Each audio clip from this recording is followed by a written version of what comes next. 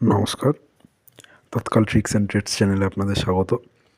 এখন পুণ্যযাত্রীদের ঢল প্রয়াগরাজে, এবং প্রয়াগরাজে আগামী 26শে ফেব্রুয়ারি অবধি যে কোনো সাইড থেকে, আমাদের ভারতের যে কোনো ডাইরেকশান থেকে, নর্থের দিল্লি বলুন, ইস্টের হাওড়া বলুন, ওয়েস্টের পুনে মহারাষ্ট্র এসব জায়গা থেকে বলুন, কিংবা সাউথের কেরালা বলুন, যে কোনো জায়গা থেকে প্রয়াগরাজের টিকিট আগামী 26 তারিখ অবধি সব ওয়েটিং লিস্ট। দেখুন, আমি কিউল থেকে সিলেক্ট করেছি। আমি 20 ফেব্রুয়ারি একটা র্যান্ডাম ডেট নিলাম। এই দিন দেখুন, বাবা বিধাম এক্সপ্রেস কিউল থেকে দুপুর 2টা স্লিপারে ওয়েটিং লিস্ট 100, ভাড়া 320 টাকা। ইতে ওয়েটিং লিস্ট 31, ভাড়া 765 টাকা। থার্ড এসিতে ওয়েটিং লিস্ট 31, ভাড়া 825 থেকে। এমনকি 2 এসিতে বন্ধুরা ওয়েটিং লিস্ট 12, যেখানে 320 টাকার ভাড়া 1155 টাকায়, প্রায় 4 টাইমস সেখানেও ওয়েটিং লিস্ট। ব্রহ্মপুত্র এক্সপ্রেস দেখব, সেখানেও ওয়েটিং লিস্ট। বিক্রমশিলা এক্সপ্রেস, সেখানেও ওয়েটিং লিস্ট। এমনকি শুধু থার্ড এসির একটা ট্রেন ANBT গরিবরথ এক্সপ্রেস 22405, সেটাও কিউল থেকে দেখাচ্ছে ওয়েটিং লিস্ট 110।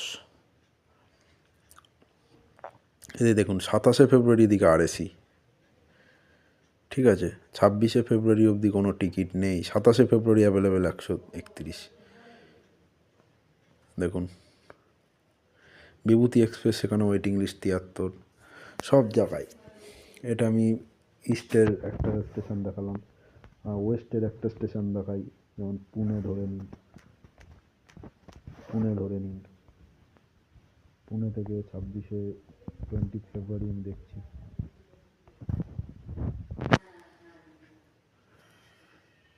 দেখুন, এখানে তো রিগ্রেট লাগিয়ে দিয়েছে, মানে আর বুকিং নিতে পারছে না, এত বুকিং এসছে। এখানেও রিগ্রেট লাগিয়ে দিয়েছে, মানে এত বুকিং এসছে। নর্থের একটা স্টেশন দেখি, NDLS দেখি।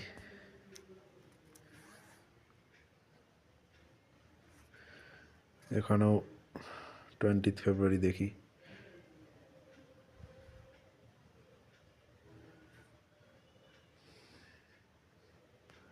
বন্দে ভারত, সেখানেও রিগ্রেট লেগে গিয়েছে, দুটো ক্লাসেই।